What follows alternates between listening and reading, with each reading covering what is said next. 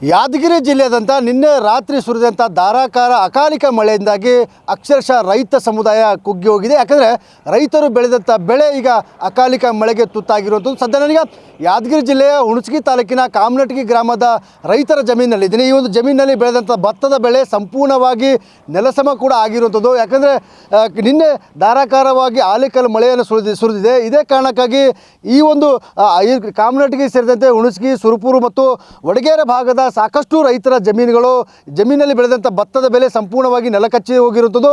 ಒಂದು ರೀತಿ ಯಾವ ರೀತಿ ಗದ್ದೆಗಳು ಕಾಣ್ತವೆ, ಒಂದು ರೀತಿ ನೆಲ ಹಾಸಿಗೆ ರೀತಿಯಲ್ಲಿ ಬೆಳೆಗಳು ಸಂಪೂರ್ಣವಾಗಿ ಮಲಗಿ ಹೋಗಿರುವಂಥದ್ದು. ನಿನ್ನೆ ಧಾರಾಕಾರವಾಗಿ ಮಳೆ ಸುರಿದ ಜೊತೆಗೆ ಧಾರಾಕಾರವಾಗಿ ಗಾಳಿ ಕೂಡ ಬೀಸಿರುವ ಕಾರಣಕ್ಕಾಗಿ ಈ ಸಂಪೂರ್ಣವಾಗಿ ಭತ್ತದ ಬೆಳೆ ನಾಶ ಕೂಡ ಆಗಿರುವಂಥದ್ದು. ರೈತರು ಸುಮಾರು ಕಳೆದ 4 ತಿಂಗಳ ಹಿಂದೆ ಭತ್ತವನ್ನು ನಾಟಿ ಮಾಡಿದರು. 4 ತಿಂಗಳವರೆಗೆ ಸುಮಾರು ಎಕರೆಗೆ 30,000 ರಿಂದ 35,000 ರೂಪಾಯಿ ಖರ್ಚು ಮಾಡಿ ಭತ್ತವನ್ನು ಬೆಳೆದಿದ್ದರು.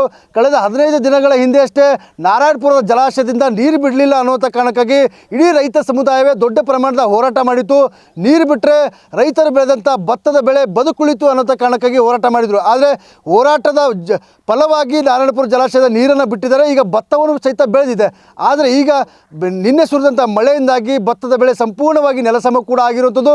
ಸುಮಾರು ಎಕರೆಗೆ 30,000 ರಿಂದ 35,000 ರೂಪಾಯಿ ಖರ್ಚು ಮಾಡಿದರೆ 4 ತಿಂಗಳ ಕಾಲ ಕಣ್ಣಲ್ಲಿ ಕಣ್ಣಿಟ್ಟು ರೈತ ಭತ್ತದ ಬೆಳೆಯನ್ನು ಬೆಳೆದಿದ್ದ. ಆದರೆ ನಿನ್ನೆ ಸುರಿದಂಥ ಮಳೆ ಕೇವಲ 2 ರಿಂದ 3 ಗಂಟೆಗಳ ಕಾಲ ಸುರಿದಂಥ ಮಳೆ 4 ತಿಂಗಳ ಶ್ರಮವನ್ನು ವ್ಯರ್ಥ ಕೂಡ ಮಾಡಿರುವಂಥದ್ದು.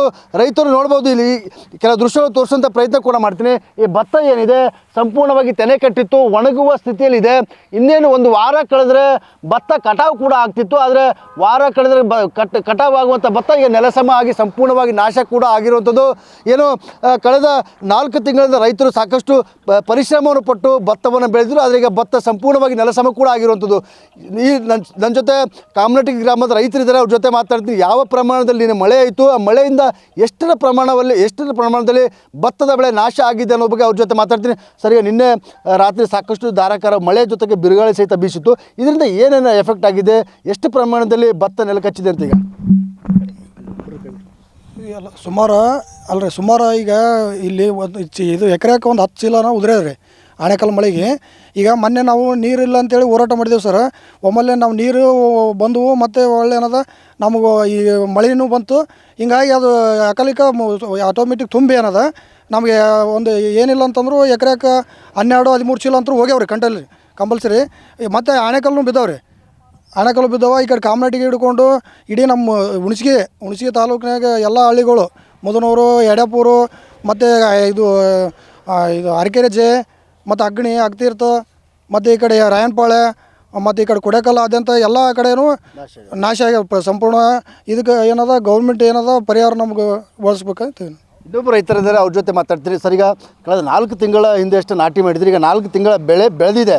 ಆದರೆ ಈಗ ಇನ್ನೊಂದು ವಾರ ಕಳೆದ್ರೆ ಕಟಾವು ಆಗಬೇಕಾಯಿತು, ಸಂಪೂರ್ಣ ನಾಶ ಆಗಿದೆ. ಎಷ್ಟೆಲ್ಲ ಖರ್ಚು ಮಾಡಿದ್ರಿ, ಎಕರೆಗೆ ಎಷ್ಟು ಖರ್ಚು ಮಾಡಿದ್ರಿ? ಈಗ ಏನು ಕಟಾವು ಆಗ್ತಿತ್ತ ಹೇಗೆ ಅಂತ ಈಗ ಸರ್? ಈಗ ಎಕರೆಕ್ಕೆ ಏನಿಲ್ಲ ಅಂದರೂ 1 ಎಕರೆಕ್ಕೆ ಏನಾದ 40,000 ರೂಪಾಯಿ ಹಂಗೆ ನಮಗೆ ರೈತರಿಗೆ ಖರ್ಚು ಬಂದಿದೆ ಸರ್. ಎಣ್ಣೆ ಗೊಬ್ಬರ ಬಂತು, ಆಳು ಟ್ಯಾಕ್ಟರ್ ಬಂತು ಸರ್. ಈಗೇನಾದಲ್ಲ ಇನ್ನೊಂದು 15 ಬೇಡ 1 ವಾರದ ಹೆಚ್ಚು ಕಡಿಮೆ ಬೆಳೆ ಕೈಗೆ ಬರ್ತಿತ್ತು ಸರ್ ರೈತರಿಗೆ. ಈಗೇನಾದಲ್ಲ ಅಕಾಲಿಕ ಮಳೆ ಬಂದು 3-4 ತಾಸು ಏಕ ಪ್ರಕಾರವಾಗಿ ಗಾಳಿ ಸಹಿತ ಮಳೆಯಾಗಿ ಆಣೆಕಲ್ಲು ಮಿಶ್ರಿತವಾಗಿ ಬಿದ್ದು ರೈತರಿಗೆ ಏನಾದಲ್ಲ ಕಾಳು ಆಗಿರ್ತಕ್ಕಂಥ ಕಾಳು ಉದುರಿ ಎಲ್ಲ ತಳಗ ನಾವೇನು ಚಾಪಿ ಹಾಸಿದಕ್ಕಲ್ಲ ಹಾಸಿಗೆ ಟೈಪ್ ಕಾಳುಗಳು ನೆಲದ ಮೇಲೆ ಬಿದ್ದಾವೆ ಸರ್. ಹಿಂಗಾಗಿ ರೈತರಿಗೆ ದೊಡ್ಡ ಅನಾಹುತ ಆಗಿ ಲಾಸ್ ಆಗ್ಯದ ಸರ್.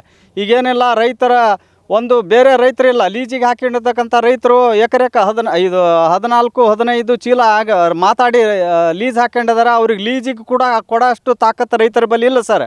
ಈಗ ರೈತರಿಗೆ ಸರ್ಕಾರ ಏನಾದರೂ ಪರಿಹಾರ ಕೊಡಬೇಕು ಸರ್. ಇಲ್ಲ ಅಂದರೆ ರೈತರಿಗೆ ಬೇರೆ ದಾರಿ ಇಲ್ಲ ಸರ್. ಆತ್ಮಹತ್ಯೆ ಒಂದೇ ದಾರಿ ರೈತರಿಗೆ.